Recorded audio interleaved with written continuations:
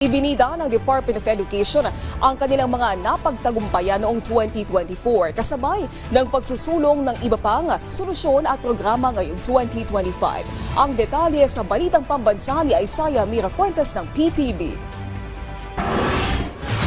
Sa pangunguna ng Department of Education Secretary Sani Angara, ibinahagi ng kagawaran ang kanilang mga accomplishment para sa taong 2024 kasama ang kanilang mga plano para naman sa taong 2025. Ayon sa kalihim ng edukasyon, daan-daang libo ang nakikinabang sa ngayon sa kanilang sinasagawang expanded career progression. Kasabay na rin ang iniutos ni Pangulong Ferdinand R. Marcos Jr. na salary standardization kung saan tumaas ng 40,000 pesos ang taunang sahod ng mga guro. Ipinagmalaki rin ni Angara ang mga nagawa nilang pagpapalakas sa access to education o yung tinatawag nila na alternative learning system para sa mga nais bumalik sa edukasyon. Kasalukuyan ay sinusulong ng DepEd ang public and private partnership para sa konstruksyon ng nasa mahigit 100,000 classrooms sa buong bansa sa loob ng termino ni Pangulong Marcos Jr. kung saan positibo ang kagawaran na maisara ang gap o yung backlog sa kakulangan sa mga silid-aralan. Bahagi rin na accomplishment ng DepEd ang naibigay na full 20,000 SRI sa kauna-unahang pagkakataon sa mahigit 900,000 teaching and non-teaching personnel. For the first time sa kasaysayan po ng DepEd under President Marcos, nabigay yung full 20,000 SRI to over 900,000 employees of DepEd. Not only teachers, pati non-teaching personnel. Tuwan-tuwa po sila. Ayon kay Angara, isinusulong ng kagawaran ang rebisyon ng IRR ng anti-bullying law para mas maging masinop sa pagbabantay ng mga insidente ng bullying nang sa gayon ay magkaroon ng mas konkretong pulisiya ang mga paaralan hinggil dito.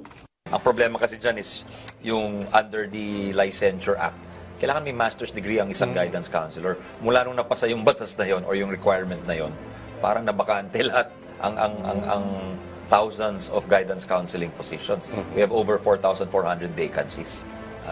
At ang problema, walang kumukuha ng guidance counseling sa college. Sa pagpupulong naman ng kagawaran kasama si Pangulong Marcos Jr., kaugnay ng kanilang mga plano ngayong taon, sinolusyonan hindi lang ang classroom gap, maging ang usapin ng digitalisasyon na magsisilbing anilang pundasyon para sa mga mag-aaral. Kung saan patuloy ang sinusulong ng DepEd na computerization program para makasabay ang kagawaran ng edukasyon sa digitalization na isa rin sa mandato ni Pangulong Marcos Jr. Nanindigan din si Angara na sa kabila ng naging malaking tapya sa budget ng DepEd ay patuloy pa rin nilang maibibigay ang pangangailangan ng bansa kaugnay sa edukasyon. Ginagawa ni Pangulo ito sa lahat ng ahensya. Alam niyang maraming natapyas na mga proyekto sa mga iba't ibang ahensya. At sa amin, 2 items ang malaking natapyas dyan. Or 3 actually rather.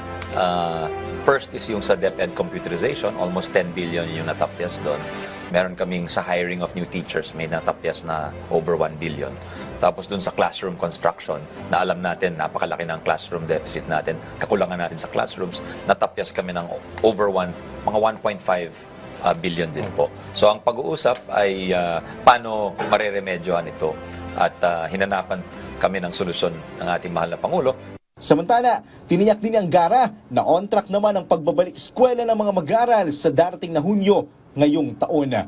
Mula sa PTV, Isaiah Mirafuentes, Balitang Pambansa.